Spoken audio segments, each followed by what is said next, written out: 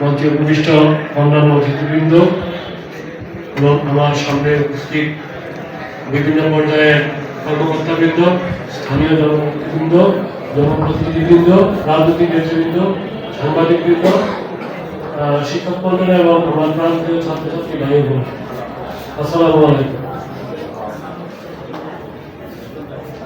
এতক্ষণ আমরা আপনাদের কাছ থেকে মাদক নিয়ে আপনাদের যে চিন্তা ভাবনা প্রতিনিধির উপায়ে নিয়ে যে কথাগুলো বলছিলেন আমি শুনছিলাম। আসলে মানুষ কেন মাদক সেবন করে,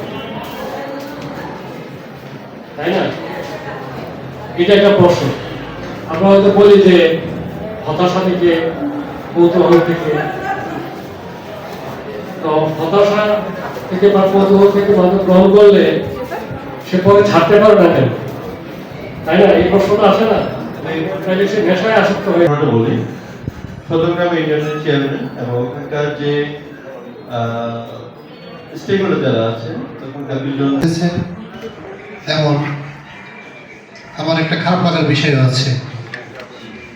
মাদক এমন একটা নীরব ঘাতক যেটা শুধু নিজেকে হচ্ছে স্বাস্থ্য বিষয়ে কাজ করি। তো আমি একটা কথা শুধু আসলে মনে করে দিতে চাই, মাদকদ্রব্য বিরুদ্ধে আলোচনা এখানে ওসি মহোদয় আছেন।